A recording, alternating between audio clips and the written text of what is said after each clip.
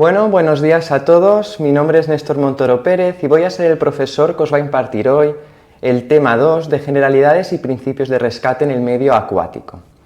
La dinámica que vamos a seguir en el día de hoy la podréis ver en la siguiente diapositiva. Empezaremos por una introducción y poco a poco iremos avanzando para ver los principios generales de rescate en el medio acuático. Antes de nada, quiero que imaginéis por un momento que estamos en pleno verano del año 2025. El sol brilla, las playas llenas, las piscinas a rebosar de risas y chapuzones. Pero detrás de esa imagen los datos nos golpean. 368 personas perdieron la vida por ahogamiento en España, solo hasta el mes de agosto. Muchas en lugares donde había personal sanitario preparado. Ahora os pregunto, ¿cómo podemos cambiar estas cifras con nuestro trabajo? Aquí no basta saber cómo rescatar, sino por qué cada maniobra, cada protocolo puede ser decisivo. Las técnicas importan, evidentemente, pero entenderlas y aplicarlas con criterio clínico marca la diferencia. Los errores fatales siguen pasando y si nos equivocamos, muchas veces no hay una segunda oportunidad. De hecho, podéis ver en la siguiente diapositiva varias noticias e historias reales y cercanas que nos interpelan como profesionales. En la playa de la Mar Barrosa de Valencia, por ejemplo, un joven falleció porque en el momento crítico no se aplicó la inmovilización cervical adecuada. No fue falta de voluntad, sino de protocolo y precisión en el rescate. Imaginad la angustia, la impotencia de todos los implicados y pensad, ¿qué hubiera hecho falta para evitar esta tragedia? Saltemos también a otra noticia, a Tarragona, en Cataluña. Allí otro caso dramático. Tras una zambullida, la extracción fue posiblemente negligente. El resultado, tetraplegia. Una vida cambiada para siempre por un error en un instante de máxima tensión.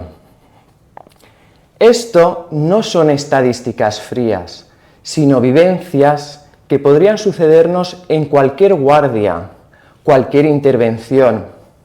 Nos toca aprender, reflexionar y entrenar para que cada minuto cuente, para que nuestro trabajo no solo sea técnico, sino humano, coordinado y eficaz. ¿Os imagináis cómo sería atender a estas familias? Explicar lo sucedido, asumir esa responsabilidad.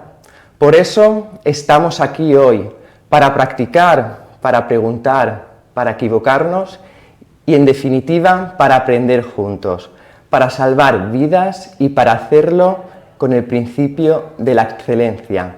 Empieza el reto: ciencia, juicio clínico y coordinación profesional. ¿Preparados para sumergirnos de verdad? Pues vamos a ir continuando con la siguiente clase. Ahora bien, en la siguiente diapositiva podemos ver los datos estadísticos de ahogamiento en medio acuático. Por un momento quiero que cerréis los ojos e imaginad la magnitud de estas cifras. 471 muertes por ahogamiento en España solo en el año 2024. ¿Lo sabíais? Es el segundo peor año de la última década. ¿Un verano más letal que nunca? Así es. Hemos visto aumentar las tragedias en un 11,6% en comparación con el año anterior. Y los datos no vienen solos. Andalucía, Galicia, la Comunidad Valenciana, Canarias y Cataluña lideran estadística negra, mostrando que ningún rincón está exento. El verano, de hecho, no perdona. Como bien he dicho anteriormente, en julio del año 2025, 92 personas perdieron la vida en el agua y ya suman 303 desde enero. Junio marcó un récord histórico, el primer semestre más trágico desde que existen registros. ¿Qué pasa? ¿Dónde estamos fallando como sociedad y como profesionales? Dejo esta pregunta para la reflexión. porque creo que es bastante importante. El laboratorio del drama, el perfil más frecuente no es un turista, sino un hombre español adulto que puede ahogarse en ríos, playas y espacios vigilados. Hombres que podrían ser nuestros padres, nuestros amigos, nuestros compañeros, que en aquel momento pensaron, no pasará nada, hasta que finalmente pasó. Y atento a las familias, las piscinas privadas se han convertido en un escenario de auténtico dolor. Menores mueren, muchas veces por falta de supervisión, por el descuido de unos minutos, la falsa seguridad en casa. Y como bien he dicho, los datos son claros y duros, y cuando miramos las regiones año tras año, seguimos viendo a Andalucía, a Canarias, a la Comunidad Valenciana y a Cataluña y a Galicia al frente de estas estadísticas negras. En otros lugares, como Extremadura o Ceuta, la suerte ha sido otra, pero tenemos que tener en cuenta que nadie está a salvo. ¿Nos conformamos con sumar cifras y mirar hacia otro lado? No, como bien he dicho anteriormente, cada vida cuenta, cada muerte exige respuestas, formación y prevención efectiva. No solo una estadística que se repite, es una llamada urgente a reforzar campañas de vigilancia y educación. ¿Somos capaces de cambiar el futuro, de dar seguridad al agua, de transformar el riesgo en protección real? Es otra pregunta que os lanzo para que reflexionéis en la siguiente clase. Desde mi punto de vista, hace falta compromiso, hace falta acción. Hoy aquí, en esta clase, podemos empezar a marcar esta diferencia. Ahora vamos a centrarnos, una vez hemos hecho esta breve introducción, en los fundamentos y la fisiopatología del ahogamiento. Necesito que ahora visualicéis juntos conmigo la escena de un ahogamiento como en la diapositiva que tenemos en la pantalla. No es solo una cifra o definición técnica, es, como dice el socorrismo acuático, una situación crítica que pone en grave peligro la vida de una persona en el agua, capaz de provocar la muerte en pocos minutos si no hay una asistencia inmediata y eficaz. Ahora hablemos de tiempo, porque el margen de reacción es mínimo. En inmersión acuática la consciencia se pierde entre 30 y 90 segundos y a partir de ahí, cada minuto sin oxígeno reduce la probabilidad de supervivencia en torno a un 7 o un 10%. Como veréis en la diapositiva, se llama la famosa curva de Drinker y esta es clara. Tras 3 minutos hay un 75% de supervivencia, a los 4 minutos cae al 50%, a los 6 minutos solo un 25% y después de 10 minutos casi ninguna posibilidad de sobrevivir sin secuelas graves. El cerebro, especialmente vulnerable a la hipoxia, si no llega la sangre oxigenada a este cerebro, el daño puede ser irreversible o fatal en apenas minutos. En algunos casos extremos, tenemos que tomar en consideración también el agua fría, porque puede jugar a favor. En este caso, la hipotermia ralentiza el metabolismo y puede alargar los tiempos de supervivencia. De hecho, hay historias increíbles, como la de un niño de 2 años y medio rescatado tras 66 minutos bajo el agua a 5 grados y finalmente sobrevivió sin secuelas. Por eso el axioma de Reuler lo deja claro. Ningún paciente hipotérmico debe considerarse muerto hasta que esté caliente y muerto de verdad. Por eso tenemos que ser muy cautos a la hora de realizar una RCP y dar por muerto a un usuario frío. Ahora, centrándonos en los tipos de ahogado, tenemos que tener en cuenta que estas también nos importan. Los ahogados se pueden clasificar en azules y blancos. Los azules son los más comunes. Presentan cianosis, agua en los pulmones y daño respiratorio. Dentro de estos podemos diferenciar entre 2 tipos. Los húmedos, con el intento activo de alcanzar la superficie seguida de aspiración de agua, y los secos, donde hay una ausencia de agua en los pulmones, pero puede producirse una muerte por laringoespasmo, este cierre reflejo de la glotis. Por otro lado, los blancos son menos frecuentes y son muertes súbitas por paro cardíaco o infarto, sin agua en los pulmones. Ambas situaciones requieren de respuestas médicas precisas y adaptadas. Ahora detengámonos en algo clave. El tipo de agua puede cambiar totalmente el daño y la evolución de un ahogamiento. Atención, y creo que es importante remarcarlo aquí, porque no es lo mismo el agua dulce que el agua salada y las consecuencias a nivel fisiológico en el usuario. En agua dulce ocurre una rápida entrada de agua al torrente sanguíneo, lo que generará hemólisis, esa destrucción de los glóbulos rojos, y además puede desencadenar arritmias cardíacas graves. En este caso, el pronóstico suele ser peor y la supervivencia menor. En agua salada, el efecto principal es la acumulación de líquido en los pulmones, edema pulmonar, dificultad respiratoria y diferentes complicaciones. Aunque pueda haber menor afectación cardíaca, las consecuencias en los pulmones pueden ser, de hecho, muy serias.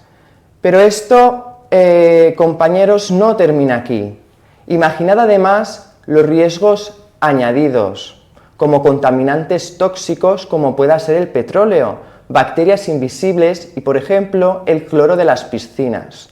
Todo esto no solo agrava el daño inicial, sino que puede provocar infecciones respiratorias, neumonitis y empeorar mucho el pronóstico en el rescate y en los cuidados post-rescate. Un ejemplo claro podría ser las piscinas tratadas con cloro, donde se puede producir por este componente una irritación de las mucosas que puede agravar síntomas respiratorios, precipitar crisis asmáticas. En cambio, mientras en aguas contaminadas, la inhalación de hidrocarburos es letal en pequeñas dosis. Por eso es muy importante saber a qué agua nos enfrentamos en un rescate. En resumen, la composición y el contexto del agua no son detalles menores, sino factores que determinan el daño, el tipo de intervención médica y la evolución clínica de la víctima. Todo rescatador necesita saberlo antes de actuar. Avanzando un poco, nos vamos a centrar en las fases de ahogamiento, como podréis ver en la siguiente diapositiva. Y si hablamos de estas fases, el proceso es casi siempre el mismo y tiene 5 etapas. Primero, la lucha o sorpresa, como podréis ver en la diapositiva, donde el individuo se agita desesperadamente. Después observamos la apnea voluntaria, donde intenta no tragar agua. Enseguida, la impotencia, cuando ya no puede luchar y el agua entra. A continuación, llegamos a la fase de convulsiones, producida por hipoxia cerebral, y por último llega la fase agónica, paro cardíaco y muerte clínica si no se interviene de inmediato. Así que insisto, compañeros, no estamos aquí solo para memorizar datos, sino para anticipar, prevenir y salvar vidas. Cada detalle, cada minuto y cada maniobra cuenta. Este es el reto y este es el compromiso de quienes apuestan por la excelencia sanitaria en el rescate acuático. Si bien vamos a ir avanzando y vamos a ver, y quiero antes de nada que nos imaginemos una escena de verano. Fijaros en la diapositiva. El sol brilla, acabamos de comer o hemos hecho un poco de ejercicio intenso andando por la playa y de repente nos lanzamos al agua fría.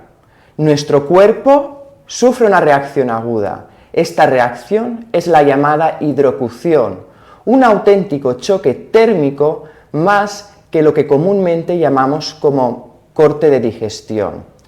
En este caso, el problema no es el estómago, sino el sistema cardiovascular y neurológico, que se alteran dramáticamente por este cambio de temperatura. Lo que ocurre es que nuestro cuerpo, al intentar regular la temperatura, es mucho más eficiente perdiendo calor que generándolo. Si este cambio de temperatura es brusco, el organismo no lo soporta. La sangre se distribuye hacia los órganos vitales por el reflejo de buceo y podemos sufrir síntomas como mareos, náuseas, palidez extrema, dolor de cabeza, calambres, escalofríos y en los casos más graves, pérdida de conciencia o incluso la gran famosa parada cardiorrespiratoria. Los detonantes más frecuentes son, como he dicho anteriormente, el ejercicio intenso, una comida copiosa o la exposición solar prolongada seguidos de una inmersión súbita en agua fría. Las enfermedades cardíacas previas, fatiga excesiva o un golpe en la zona del plexo solar aumentan este riesgo. ¿Y cómo lo prevenimos? La clave está en la prudencia. Entrar al agua de forma gradual, mojarse por partes antes de sumergirse, hidratarse previamente, evitar el baño tras comidas abundantes o actividades muy agotadoras. En este sentido, si aparecen síntomas como mareo o escalofríos, hay que salir del agua, secarse y abrigarse. En caso de pérdida de conciencia o parada cardiorrespiratoria, como bien sabemos, la actuación va a ser inmediata y la RCP iniciada precozmente puede salvar vida. Recordad, la hidrocución no siempre implica tragar agua, sino colapso cardiovascular. La recuperación suele ser rápida si la atención es inmediata y se recupera la ventilación antes que se haya producido daño cerebral.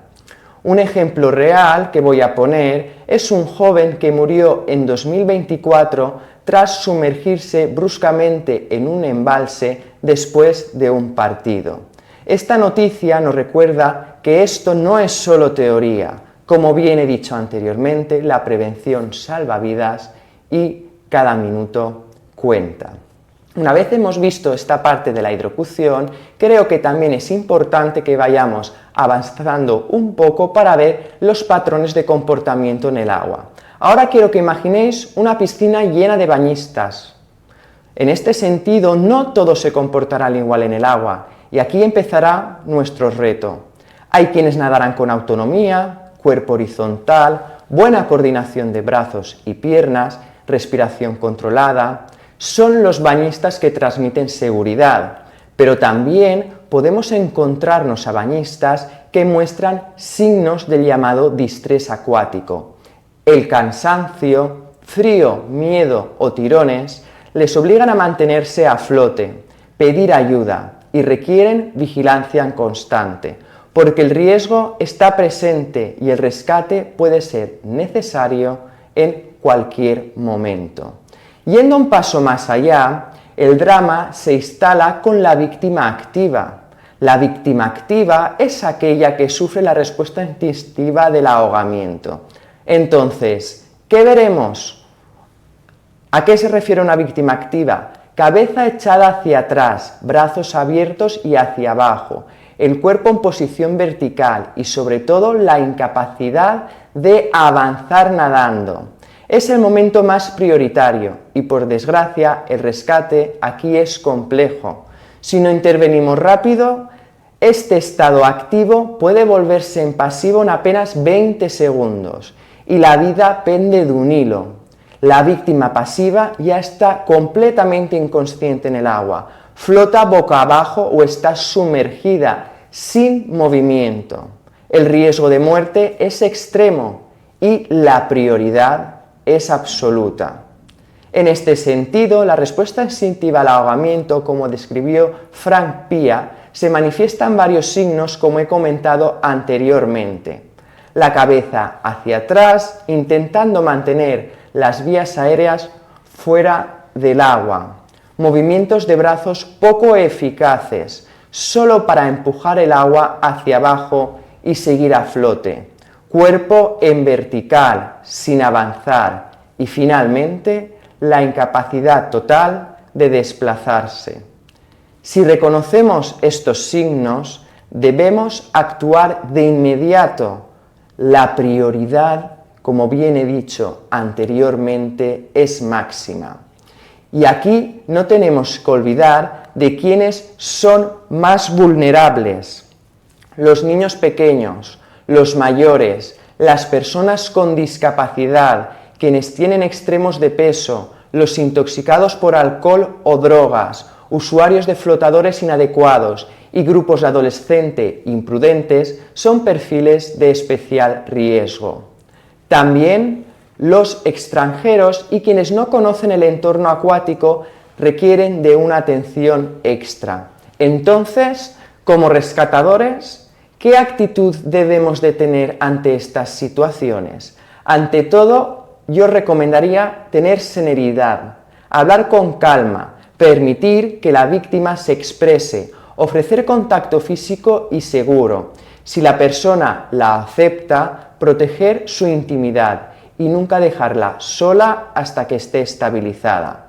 Después, informar sobre los siguientes pasos y, como bien he dicho anteriormente, cuidar su temperatura. En la intervención psicológica debemos analizar el entorno emocional y de seguridad. Evidentemente, nos presentaremos a la víctima con tranquilidad y nombre propio. En el caso que sea posible, si la víctima todavía es activa, escuchar activamente, orientar con gestos y postura calmada y comunicar con claridad lo que va a ir suceder en las fases posteriores. Por último, creo que es importante tener en cuenta las normas generales de prevención básicas pero vitales. Repito, supervisión constante, uso de chalecos y dispositivos de flotación, respeto de los límites de señalización, evitar el consumo de alcohol y drogas, fomentar el aprendizaje de natación y, sobre todo, no nadar nunca solo en entornos que pueden ser peligrosos o sin vigilancia. Ahora vamos a avanzar y nos vamos a centrar en las fases y protocolos del salvamento acuático. Llegamos a unos puntos clave en el salvamento acuático. Como bien he dicho anteriormente, la estructura de fases y protocolos que guían cada rescate en nuestras costas y piscinas. En este sentido, tenemos que tener en cuenta que todo rescate es eficaz si sigue una secuencia precisa en lo que cada paso protege tanto al socorrista como a la víctima. El Instituto Valenciano de Seguridad Pública y Emergencias, de acrónimo IVASPE, resume en 9 fases este protocolo de salvamento acuático. Primero, avistamiento y composición, mirar, analizar y detectar riesgos antes de actuar. Segunda, el uso correcto de ropa y calzado, fundamental para evitar hipotermias y ganar movilidad. Tercera, valorar las características del agua, corrientes, obstáculos, zona de peligro, composición de esta. Cuarta, la entrada al agua adaptada al entorno y siempre debemos de mantener el contacto visual con la víctima. Teniendo en cuenta la profundidad, también se puede entrar de 3 maneras distintas para hacer un rescate en el medio acuático. La primera manera es el salto del rescatador.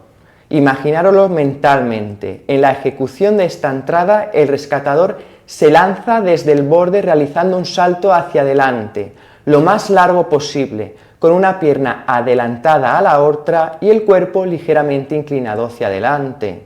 En el momento de impactar con el agua, empujará y cerrará los brazos hacia adelante y hacia abajo para evitar hundir la cabeza y mantener también el contacto visual con la víctima. La segunda es la zambullida rápida. Esta técnica es muy utilizada en ríos y se debe aplicar cuando se desconoce la profundidad de la zona donde se quiere entrar. En este tipo de entrada se entra de forma horizontal, resbalando sobre el agua y evitando sumergir la cabeza.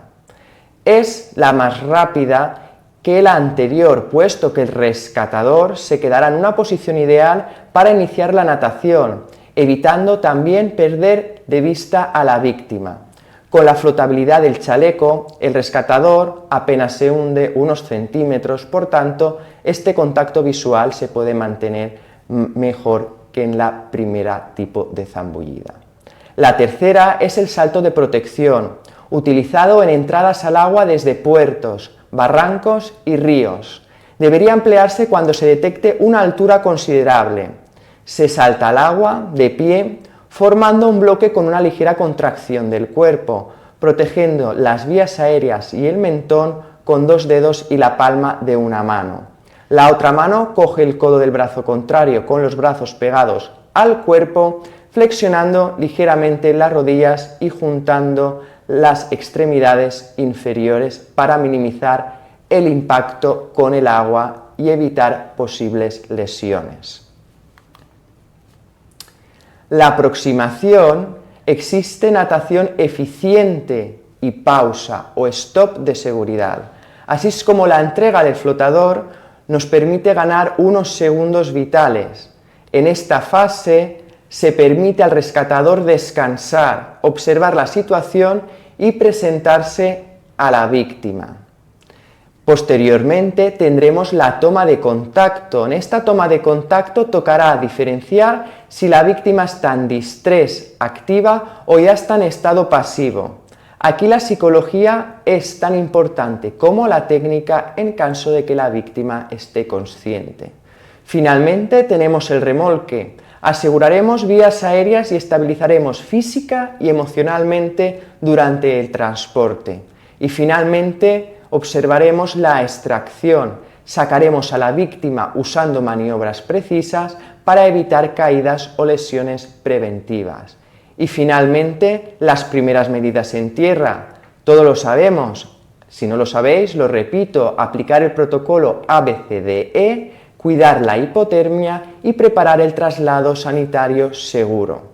Pero tenemos que entender que la ciencia del salvamento no se queda solo en nuestro entorno, porque ahora hemos visto las fases a nivel nacional que propone IVASPE, sino que también hay protocolos internacionales como los de la International Life Saving Federation, la Royal Life Saving Society y la American Red Cross, que incorporan elementos universales: la prevención como primer eslabón, muy importante, esto lo estoy recalcando hoy muchísimo, una evaluación adecuada, un acceso seguro, un remolque adaptado y finalmente la atención inmediata tras el rescate. Especial atención merece el principio mundial de Reach, Throw, Don't Go. Primero, busca alcanzar a la víctima con un objeto, sin exponerte al riesgo de entrar a por ella. Si está lejos, lanzaríamos un flotador. Solo si tenemos formación y un equipamiento apropiados, entraremos al agua. ¿Cuál es el objetivo? No arriesgar una vida por salvar otra y mantener siempre la seguridad del equipo analizando los riesgos. Yo creo que es primordial. En resumen, cada protocolo es un engranaje de decisiones y técnicas que salvan vidas y evitan tragedias. En este sentido, dominarlos, practicarlos y aplicarlos con criterio es lo que garantiza intervenciones seguras y efectivas a cualquier nivel, porque detrás de cada rescate hay una cadena invisible de pasos bien ejecutados, como hemos comentado anteriormente, donde la excelencia es la única meta aceptable. Ahora, poco a poco, vamos a ir avanzando. Aquí veis la víctima de distrés activa y el remolque, y nos vamos a adentrar en el manejo de las víctimas traumáticas en el agua, una de las situaciones más delicadas en el rescate acuático. Recordemos que en estos escenarios las lesiones cervicales son las más frecuentes y peligrosas, especialmente cuando la persona entra al agua de cabeza, desde altura o sufre un impacto inesperado contra fondos poco profundos, objetos o incluso vehículos acuáticos. La hiperextensión o hiperflexión del cuello pueden provocar parálisis y pérdida de movilidad, esto ya lo sabemos como sanitarios, y puede disparar el riesgo de muerte por ahogamiento. Por eso, la clave es sospechar lesión cervical si la víctima está inconsciente cerca de estructuras, si verbaliza dolor o alteraciones sensitivas y motoras en cuello y extremidades. Si hay cualquier deformidad, síntoma neurológico que evaluaríamos con la escala Glasgow o dificultad respiratoria. Incluso también podemos observar la presencia de líquido cefalorraquídeo, que también puede ser un signo de gravedad, junto con los signos de rotura de la base del cráneo, ojos de mapache y hematoma retoauricular. Ante esta sospecha, todo el protocolo gira en torno a la protección del eje columna-cabeza. Tenemos que tener en cuenta que el rescate nunca es individual, siempre requiere un mínimo de 2 o 3 personas coordinadas, evitando a toda costa los movimientos bruscos. Se debe entrar al agua con sumo cuidado para no generar olas ni desestabilizar tampoco a la víctima, dentro de la medida de lo posible, controlando cada gesto. En este sentido, las técnicas variarán según la profundidad. En aguas poco profundas se sujeta los brazos de la víctima para alinear la cabeza. En aguas profundas se realiza la conocida presa del traumático, una mano en la nuca y otra en la mandíbula.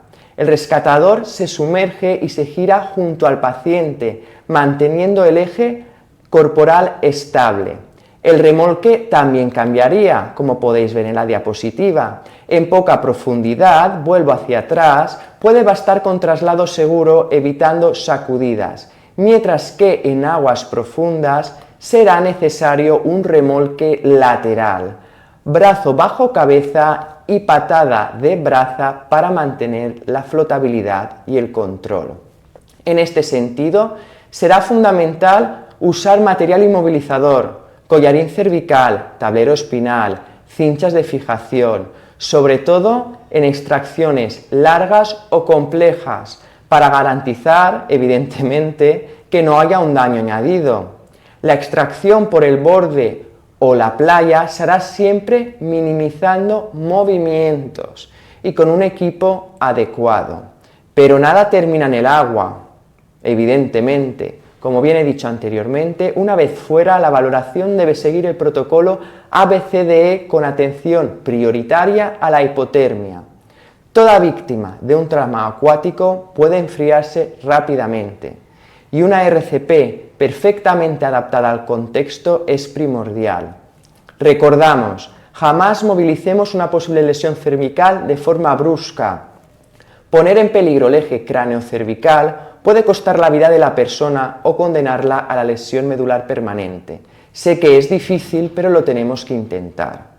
En este sentido, la excelencia en el manejo de víctimas traumáticas acuáticas se basa evidentemente en actuar con calma, método y trabajar en equipo, médicos, enfermeros, bomberos, protección civil, sabiendo que cada fase, cada decisión y cada agarre puede marcar la diferencia entre la vida con secuelas o la recuperación completa tras el accidente. Recuerdo que las técnicas variarán según la profundidad, como bien he dicho anteriormente y hemos podido ver en las diapositivas. En aguas poco profundas, repito, se sujetan los brazos de la víctima para alinear la cabeza. En aguas profundas se realiza la conocida presa del traumático, una mano en nuca y otra en mandíbula. El rescatador se sumerge y gira junto al paciente manteniendo el eje corporal estable. El remolque también cambia. En poca profundidad puede bastar con traslado seguro, evitando sacudidas, mientras que en profundidad, como bien he dicho anteriormente, será necesario un remolque lateral, brazo bajo cabeza y patada de braza para mantener la flotabilidad y el control. Avanzando, creo que es importante comentar y poner el foco en uno de los momentos más críticos, el soporte vital en víctimas acuáticas. Aquí la clave, compañeros, es pensar diferente al resto de paradas cardiorrespiratorias. La mayoría de las paradas cardiorrespiratorias en el agua son de origen asfíctico, es decir, producidas evidentemente por un ahogamiento. Por eso, aplicar el protocolo estándar sin adaptarlo es un error.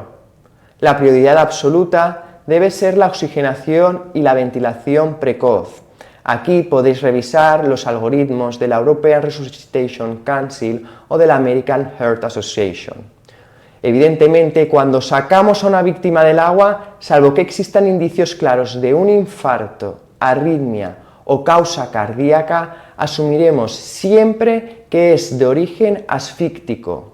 Esto nos llevará, como he dicho anteriormente, a modificar la secuencia y buscar, repito, siempre aportar oxígeno cuanto antes. Evidentemente no tiene sentido iniciar compresiones torácicas en el agua. Todos sabemos que van a ser ineficaces y retrasarán la maniobra verdaderamente útil. En este sentido, lo correcto es comenzar con ventilaciones boca-nariz, asegurando un buen sellado para evitar fugas.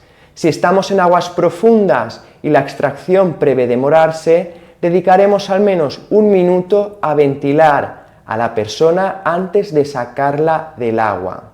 La protección cervical solo debe plantearse si hay sospecha clara de traumatismo, como bien he dicho anteriormente. Por ejemplo, tras un salto, un accidente de buceo, una colisión o lesiones visibles. No debemos retrasar la reanimación cardiopulmonar por inmovilizaciones innecesarias. Lo vital es mantener el eje si hay sospecha, pero actuar con agilidad si no la hay. La hipoxemia es el problema número 1 en el ahogado, sabemos, es de origen asfíctico.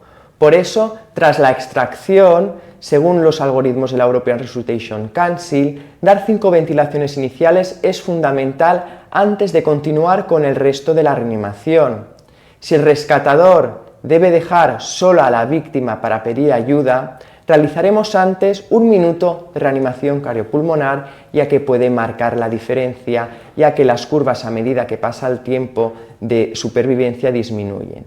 No intentaremos sacar de agua de los pulmones con maniobras abdominales ni maniobras mecánicas, evidentemente. Son inútiles y pueden ser muy peligrosas. La gran mayoría de víctimas aspira poca agua y tratar de extraer este agua solo puede aumentar el riesgo por broncoaspiración. Un dato clave: en el 80% de las reanimaciones cardiopulmonares en ahogados habrá regurgitación del contenido gástrico. El protocolo exige limpiar la boca y girar la cabeza, pero siempre con maniobra en bloque si hay sospecha de trauma. La reanimación debe comenzar y terminar en una superficie firme, estable y accesible. En la playa se aprovecha la zona entre la arena húmeda y seca. En piscinas debemos aprovechar a pie de borde. Debemos evitar desplazamientos una vez iniciada la maniobra. Moverse mientras se reanima lo único que hace es restar eficacia, puede complicar la situación y retrasar el tiempo de realizar unas compresiones efectivas. En cuanto al uso del desfibrilador automático, semiautomático, el DESA, puede y debe usarse en entornos húmedos siempre que no haya charcos bajo la víctima y la piel esté bien secada antes de colocar los electrodos. Si la persona está hipotérmica, limitaremos a 3 descargas y continuaremos con soporte vital básico o avanzado hasta recuperar temperatura, en función de si han llegado los recursos sanitarios o son los primeros intervinientes o socorristas de playas y piscinas. En definitiva, cada segundo cuenta, pero aún más si se ventila de inmediato y se inician unas compresiones de alta calidad precoces. La excelencia en el rescate no solo es una técnica, es adaptación, precisión, confianza frente al momento más decisivo de cualquier intervención en el agua. Aquí sí que la vida depende de cada acción y la diferencia la pone quien sabe priorizar lo que verdaderamente es importante. En este sentido, para realizar un buen rescate, ahora aterrizaremos y explicaremos el entorno físico donde se desarrollarán estos rescates en la Comunidad Valenciana. Por ejemplo, la Comunidad Valenciana es una región con nada menos que 518 kilómetros de costa y las islas Columbretes y Tabarca también forman parte de ella. Aunque la imagen de nuestras playas suele asociarse a aguas cálidas, de poca profundidad y escaso oleaje, el escenario esconde múltiples riesgos que el rescatador debe dominar con ciencia y detalle, ya que puede determinar un rescate eficaz de un rescate no eficaz. Primero, la dinámica marina. Aquí hablamos de la interacción entre el mar Mediterráneo y la tierra firme. Olas, mareas, corrientes, todo ello transformando continuamente la franja costera. El resultado son procesos de arrastre y aporte de arena. Evidentemente la playa va a cambiar de forma, ganará o perderá metros. Se puede también incluso erosionar. Y el rescate debe adaptarse a un entorno en perpetuo movimiento. Por tanto, los profesionales que se dedican a esto lo deben conocer. Pasaremos ahora al relieve más submarino. La topografía bajo el agua no es trivial. Las playas pueden presentar pendientes suaves o abruptas, lo que modifica radicalmente el comportamiento de las olas y la seguridad de los bañistas. Los fondos irregulares, moldeados por la acción natural o humana, puede atrapar o desequilibrar. Destacan los espigones, que conectan corrientes peligrosas y crean puntos de riesgo muy localizados. Por eso, como bien he dicho anteriormente, necesitamos conocer el entorno correctamente. Ahora pasaré al oleaje. Muchas veces lo subestimamos, ¿no? Sabemos que el oleaje es la energía en movimiento. Se forma principalmente por el viento, pero también puede producirlo los terremotos, deslizamientos o incluso la atracción solar y lunar pueden generarlo. Yo creo que aquí es importante que el agua no avanza con la ola, sino que sus partículas giran en círculos cerca de la orilla, y la fricción hace que la ola poco a poco vaya a perder velocidad y rompa con fuerza justo donde más bañistas hay, que es la parte de la costa. Dentro de los tipos de olas encontraremos desde las suaves con espuma arrastrada, que estas van a ser de bajo riesgo, hasta las orilleras, que rompen bruscamente al encontrar un fondo inclinado, y también las olas con rizo, potentes y giratorias, responsables de los mayores incidentes. En este sentido y en este punto creo que no podemos olvidar los distintos tipos de rompientes que tenemos. El de zambullida, un tipo de rompiente, formando túneles de agua y gran peligro. El reventado, en cascada, de riesgo intermedio. Y finalmente el refluyente, que apenas rompe pero transporta la masa del agua peligrosamente mar hacia adentro, no succionaría hacia adentro. En este sentido, como rescatadores en el medio acuático y para superar las rompientes de forma segura, creo que los rescatadores, que vamos a ser todos nosotros, debemos adaptar nuestra técnica. Caminar girando el cuerpo para vencer la resistencia si tenemos pie. Nadar por la parte superior de la ola sin perder de vista a la víctima. O si la ola en este caso es muy fuerte, nos hundiremos y agarraremos al fondo para evitar ser arrastrado por lo que llamamos la lavadora. De hecho, cuando hablamos de superar grandes olas o rompientes en escenarios de rescate, recuerdo que es crucial entender dos conceptos que todo rescatador y evidentemente los bañistas que deberían de estar informados debemos de conocer. Primero el término agarrarse al fondo, que antes lo he descrito brevemente, y lo que popularmente se llama la lavadora, que también la he nombrado brevemente. En este sentido, agarrarse al fondo es una técnica de autoprotección clave cuando la ola que se acerca tiene gran energía y no nos permite huir a tiempo. Justo antes de que la ola rompa encima, el rescatador deberá sumergirse y buscar con las manos y pies un punto de apoyo en el fondo marino, pegando el cuerpo lo máximo posible a la arena dentro de nuestras posibilidades. Esta postura minimiza la resistencia al agua y reduce la probabilidad de ser arrastrado con violencia hacia atrás o lanzado hacia la orilla. Mantenerse agarrado al fondo, evidentemente, reduce la exposición al reflujo y al potente movimiento circular de la orla, que lo que nos puede producir es desestabilizar y revolver incluso al nadador más experimentado. Ahora, centrándome en el término de la lavadora, creo que lo tengo que clarificar. Tenemos que pensar que este describe perfectamente la experiencia de quedar atrapado en el giro turbulento de la rompiente. El agua, al chocar y romper, crea un efecto de remolino que puede arrastrar bajo el agua, haciéndonos girar descontroladamente, como si estuviésemos dentro, ¿no?, de una lavadora. Tenemos que tener en cuenta que esta situación nos puede desorientar, dificultar salir a la superficie y agotar rápidamente por este movimiento circular. Por eso, ante olas muy potentes, la mejor opción es sumergirse y, como bien he dicho, hacerse pequeño o intentando tocar el suelo, evitando luchar contra la ola en la cresta y esperando a que la turbulencia pierda fuerza para salir después en dirección al exterior de la rompiente. Ambas técnicas que he explicado anteriormente, con la especificación del término también de la lavadora, son técnicas, medidas de autoprotección esenciales para rescatadores y bañistas experimentados en aguas con fuerte oleaje y que también los bañistas deberían de conocer. Saber cuándo aplicarlas puede suponer la diferencia entre controlar la situación o verse arrastrado involuntariamente, con todos los riesgos que esto implica. Finalmente, las corrientes creo que también es importante explicarlas. Se dividen en zonas. La boca, inicio, es la inicial, donde el agua es empujada a mar abierto.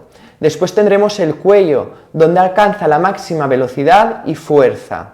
Y la cabeza, donde la corriente se disipa. Lo más peligroso es que muchas veces las áreas de mayor rescate son las aparentemente más tranquilas, sin rompientes.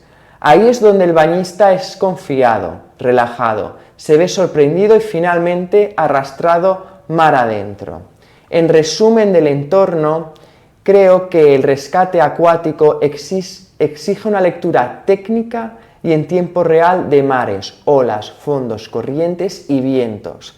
Cada playa, cada día puede suponer un nuevo reto donde solo el conocimiento detallado evita las sorpresas y multiplica las posibilidades de éxito.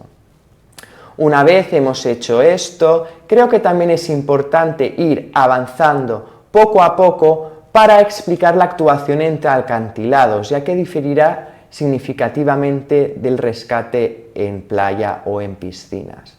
La intervención en acantilados es una de las operaciones más especializadas y arriesgadas de todo rescate profesional. Hablamos de escenarios donde verticalidad, exposición a mar, que están cerca los acantilados del mar, viento cambiante y terreno abrupto se suman para multiplicar riesgos tanto para la víctima como, evidentemente, para el equipo de rescate. Por eso, el rescate en acantilados exige un dominio perfecto de tres áreas. Primero, rescate acuático. Segundo, técnicas verticales con cuerdas. Y la última, primeros auxilios avanzados en situaciones límite. Las situaciones frecuentes van desde pescadores atrapados en estos acantilados o en cornisa hasta turistas y jóvenes que saltan sin valorar y evaluar la profundidad, lo que en España es responsable de cerca del 5% de las lesiones medulares por caídas de altura. También son habituales intervenciones por accidentes en deportes náuticos, como kayak, cada vez más de moda, surf o motos de agua, y también incidentes mecánicos, como vehículos precipitados, embarcaciones también encalladas, donde el acceso y la extracción requieren de máxima precisión y coordinación con otros profesionales, como socorristas acuáticos y bomberos, aparte de los profesionales sanitarios.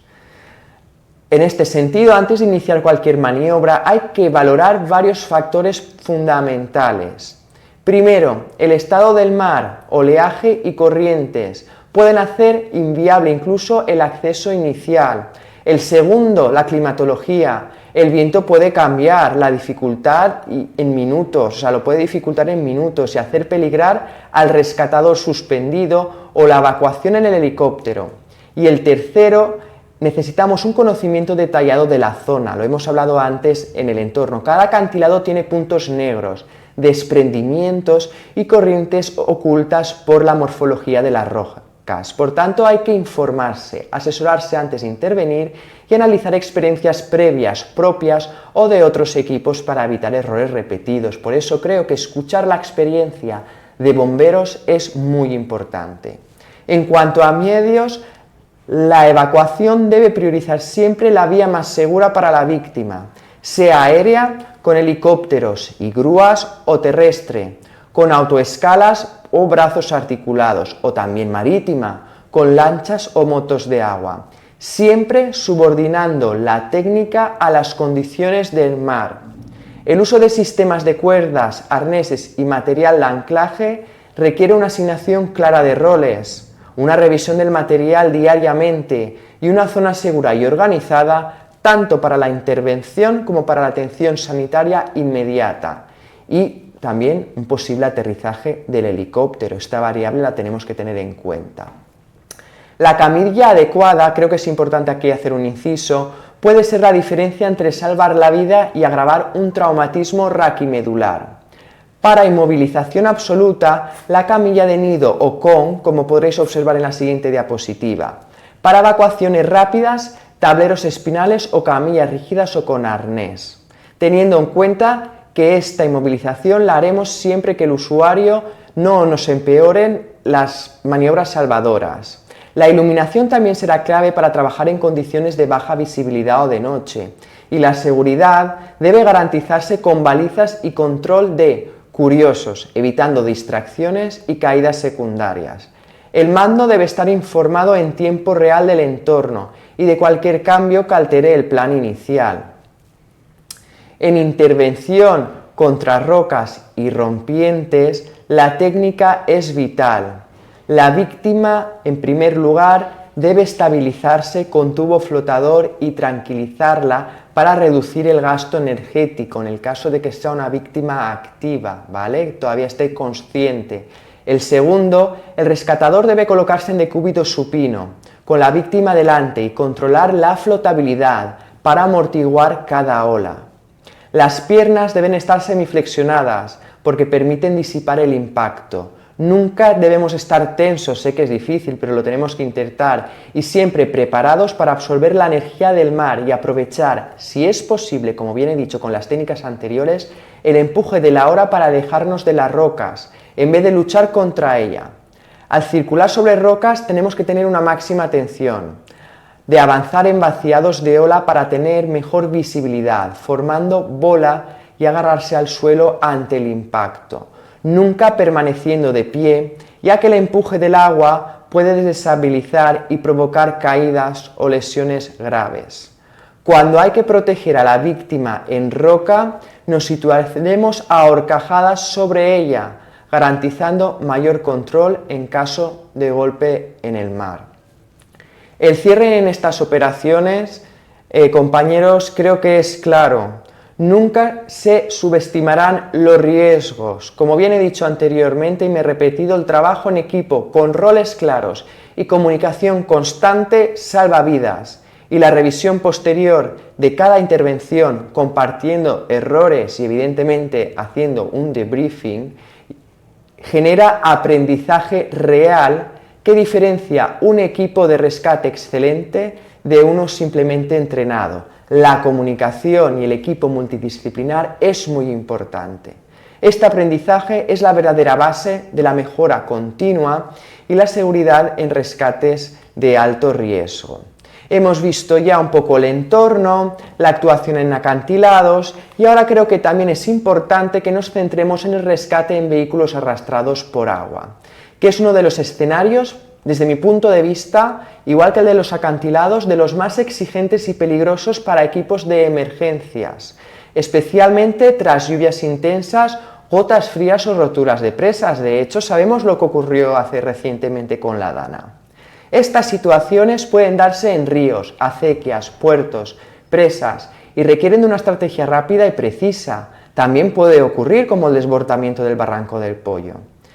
Concretamente, en la Comunidad Valenciana siempre se recomendará consultar mapas de zonas inundables, como el SNCZI y planes como el Patricova, evidentemente para anticipar riesgos y puntos críticos antes de cualquier intervención. Al llegar, la recogida de información va a ser clave. Identificar el lugar exacto del vehículo, que nos lo puede decir el CICU, su posición, si está sobre ruedas, lateralizado o invertido. El nivel del agua también es importante, si está en la parte superficial, semisumergido o sumergido.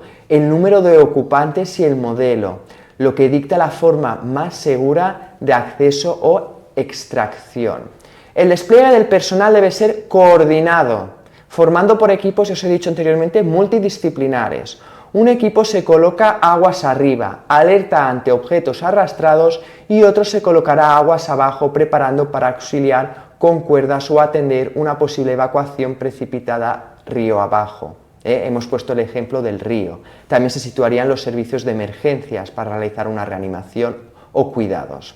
El equipamiento especializado, como bien he dicho, es imprescindible. Primero, creo que tenemos que tener en cuenta la protección térmica, botas, guantes, casco, llevar una emisora, si se requiere de inmersión también llevar máscara de buceo, dispositivos de flotación, chalecos, botellines de aire de emergencia, tubos y bolsa de cuerda para lanzamiento. Y también tenemos que tener en cuenta de llevar herramientas como navajas de corte rápido y rompecristales, preferiblemente de uso a una mano. Y finalmente elementos de seguridad, cuerda flotante unida al chaleco para mantener al rescatador siempre conectado con tierra firme y evitar ser arrastrado por las corrientes. En la intervención concreta, si hay atrapados, el objetivo es inmovilizar a la víctima si hay sospecha de trauma, colocando un collarín cervical o también un tablero espinal, y si la situación lo exige, usaremos la técnica de Reutech para una extracción rápida y segura del vehículo.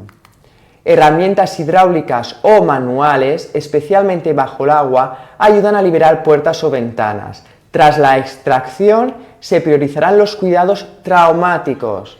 Especial cuidado, como bien he dicho anteriormente, en rescate en medio acuático con la hipotermia y las lesiones raquimedulares. Y el traslado se realizaría en camilla de nido o flotante, que la he explicado anteriormente, que previene el vuelco si el agua entra en contacto con la víctima. En este sentido, creo que es importante hacer una especial mención a la maniobra que he comentado anteriormente, que es la maniobra de Reutech. Esta es una técnica de extracción, como podréis ver en la diapositiva, que es rápida y relativamente segura, diseñada para mover a una persona atrapada en un vehículo, especialmente cuando hay peligro inmediato para su vida. El proceso de realizarla consiste en que el rescatador se situará detrás de la víctima, pasará los brazos, como podéis ver en la diapositiva, por debajo de las axilas de la persona y cruzará las manos sobre el tórax o abdomen de la víctima, asegurando un firme agarre. Esta puede usarse a una mano para sujetar ambas muñecas o entrelazarlas sobre el esternón, como lo podéis ver en la diapositiva. Después, el rescatador utilizará su propio cuerpo como palanca para desplazar y arrastrar al accidentado por fuera del coche, tratando de mantener en lo posible el eje cabeza-cuello-tronco alineado para reducir el riesgo de agravar lesiones, especialmente las medulares, que es lo que vamos hablando, ¿no?, en toda esta clase. Esta maniobra debe usarse solo cuando el peligro por permanecer en el vehículo es mayor que el riesgo de manipulación. Un claro ejemplo puede ser un rápido aumento del agua o un incendio, ya que este movimiento, ¿no?, por esto se tiene que limitar a esto, siempre implica cierto riesgo de empeorar lesiones. En este sentido es fundamental, siempre que sea seguro y posible, inmovilizar el cuello antes de extraer al usuario del atrapamiento en el vehículo. Una vez la víctima está fuera, hay que depositarla en un lugar seguro, boca arriba o en posición lateral si hay vómitos, y monitorizar hasta la llegada de los servicios sanitarios o, en el caso de equipos multidisciplinares, bomberos, protección civil, sanitarios, médicos y enfermeros, los bomberos lo extraerán y nosotros actuaremos, enfermeros y médicos, desde la parte clínica. En este sentido, si la víctima colabora, puede emplearse también en este sentido, un chaleco de flotabilidad o alta capacidad con tubos salvavidas. Para vehículos con poca inmersión, los equipos pueden usar equipos de respiración autónoma o ERAS, proporcionando a la víctima una máscara facial alternativamente. El botellín de aire, o también llamado biberón, que permitirá varios minutos de aire extra para operaciones cuya extracción puede ser rápida. Es fundamental sacar las vías respiratorias de la víctima al exterior del agua lo antes posible. Como bien hemos visto anteriormente, la supervivencia depende de minutos. Si hay una gran distancia a tierra, debe buscarse aseguramiento con cuerda flotante larga, señales acústicas o emisora estanca. Igualmente, planificar la aproximación con el vehículo escalera, tirolina o balsa en función de los recursos utilizados. Siempre que el tiempo lo permita, creo que es importante, evaluaremos la reducción del caudal. En este sentido, dentro del centro coordinador deberá cerrarse presas, diques, evitando así empeorar las condiciones de rescate. Por eso es muy importante la coordinación con los centros reguladores. En todo momento, la prioridad, como bien os he dicho, compañeros, es la supervivencia de la víctima por encima de posibles lesiones secundarias, y la seguridad del rescatador nunca debe ponerse en riesgo. Lo esencial es usar el material disponible y seleccionar el método más seguro y rápido según el entorno y las limitaciones, y mantener una comunicación clara en todos los equipos implicados: centro coordinador de emergencias, centro de bomberos y centro de presas y de embalses, ¿vale? Que he dicho anteriormente. Esto es un escenario en el que cada segundo y cada decisión cuenta, por tanto, la buena comunicación también es primordial. Para cerrar esta sesión sobre rescate acuático, sanitario o en medio acuático, hace falta mirar atrás y comprender todo lo que hemos analizado juntos. Si algo queda claro, compañeros, es que el agua no es solo un escenario de disfrute, sino también de riesgos reales y potenciales tragedias. Tras cada cifra y cada estadística hay historias, familias y segundos que marcaron la diferencia entre la vida y la muerte. Hoy hemos visto cómo un error técnico, una reacción demasiado lenta, no priorizamos adecuadamente, lo hemos visto en las noticias, o una maniobra mal ejecutada deja cicatrices irreparables para las personas.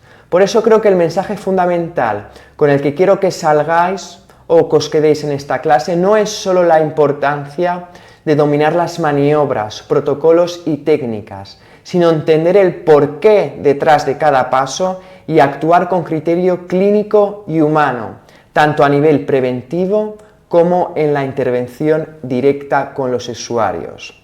Recordad, compañeros, que en el agua el margen de error tiende a ser cero. La fisiopatología, la elección de la táctica, de los movimientos en función de si tiene sospecha traumática o no, la preparación del entorno y la coordinación del equipo pueden ser la gran diferencia. Un rescatador excelente no es solo quien nada o actúa rápido, sino quien antes se para y piensa, prevé y prioriza la seguridad de todos sin olvidarse nunca de la propia. Me gustaría cerrar diciendo que prevención, vigilancia constante, respeto absoluto por la técnica y, sobre todo, aprendizaje continuo tras cada servicio, con un buen debriefing de los errores que hemos cometido, es la excelencia real. Os animo a cuestionar, compañeros, y a reflexionar y a seguir formándoos para asegurar que jamás una intervención sea simplemente un caso más. Cada actuación sea una oportunidad para dignificar la profesión y dar respuesta verdaderamente humana a situaciones extremas. Porque, como habéis visto en los casos reales que hemos visto al principio de esta clase, lo que aprendemos aquí puede definir el futuro de una vida, de una familia o incluso de la comunidad entera. La diferencia la marca siempre la preparación, el compromiso y la humanidad del equipo que está en el lugar y en el momento preciso. Sin más, gracias por vuestra atención y por vuestra entrega. Espero que llevéis lo aprendido más allá de la teoría y lo convirtamos en acción. De esto lo convertiremos en acción en las próximas prácticas que haremos con los bomberos en la piscina. Y eso y solo eso, práctica, priorización, entendimiento y coordinación es lo que salva vidas en el rescate en medio acuático.